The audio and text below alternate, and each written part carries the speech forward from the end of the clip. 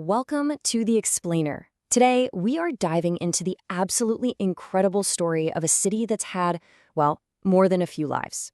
We're talking about Bengaluru and how it went from this quiet, sleepy garden town to a legit global tech powerhouse. And what makes this explainer so special is that we're seeing it all through the eyes of someone who was actually there. Partha Majumdar watched this entire 50-year transformation happen, from its quietest days to the buzzing city it is now. And to really get a handle on the scale of this change, just look at these numbers. It's kind of mind-blowing. Back in the 70s, Bangalore, as it was called then, had about 1.6 million people. Okay, fast forward to today, and we're looking at nearly 14 million. That is a nearly nine-fold explosion in just 50 years.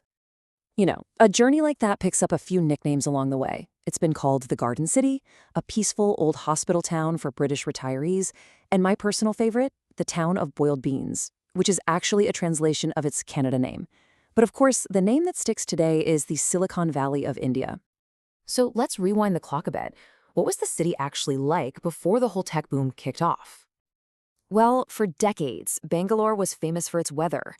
It was so pleasant, so consistently cool that people literally called it the air-conditioned city.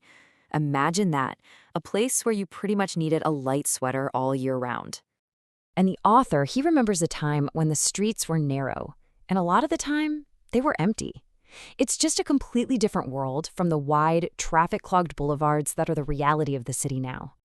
And for him, this era is filled with these really vivid personal memories. He talks about weekend trips to MG Road, where he'd spend hours inside Higginbotham's, the city's oldest bookstore.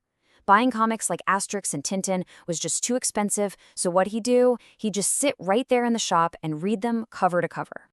So, what was the spark, right? What was the big bang that ignited this whole thing and turned a sleepy town into a global tech giant?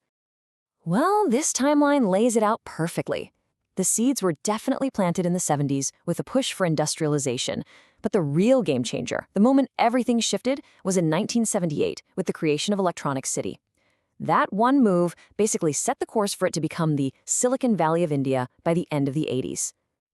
And you've got to understand, Electronic City was a seriously visionary idea. It was dreamed up by R.K. Baliga, this huge 332-acre tech park designed for one purpose, to get the world's biggest IT companies to come to Bangalore. And you know what? It worked. Today, it's home to more than 200 firms, including giants like Infosys. But look, this kind of explosive growth, it always comes with growing pains. So let's talk about how this transformation has completely reshaped what it's like to actually live in the city day to day. And this, right here, shows one of the most direct impacts. Remember that famous climate, that air-conditioned city? Well, the place that used to just need a light sweater now needs actual air conditioners to survive the summer heat. That's a direct consequence of all that growth and urban density. And the challenges go way deeper than just the temperature. The city's traffic is, well, it's infamous. And even more critical is the water situation. Most of the city's water has to be pumped from the Kaveri River, which is 100 kilometers away. There's real concern that the city could face a major drinking water crisis in just the next 5 to 10 years. And you can literally see the story of trade-offs written right on the city streets. Old landmarks, like the Plaza Cinema, which was the place to see Hollywood movies, they're gone. And in their place, modern necessities, like the MG Road metro station, a perfect symbol of the new Bengaluru. Okay, so with all this crazy change, all this concrete and code, has the old Bangalore just disappeared? Has it been totally paved over? No way, not at all. The soul of the Garden City is still there. You can feel it. The city's massive green spaces, like the incredible Lal Bagh and the sprawling Cuban Park, they're still the city's lungs, offering a much-needed escape from all the hustle. And that historical soul is still deeply rooted too. You have these centuries-old sites, from the Kudumaleswara Temple built back in the 17th century to St. Mary's Basilica. They've stood there through it all, like silent witnesses to every single chapter of the city's amazing story. So I think that's the real takeaway here. This isn't a story about the new just replacing the old. It's about layers. The author literally watched Hallis, these tiny villages, and forests that had maybe one bus a day, get absorbed and transformed into the modern city we see today.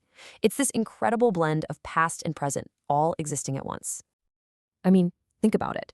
From a quiet garden retreat to a global tech capital, Bengaluru's story is all about constant reinvention.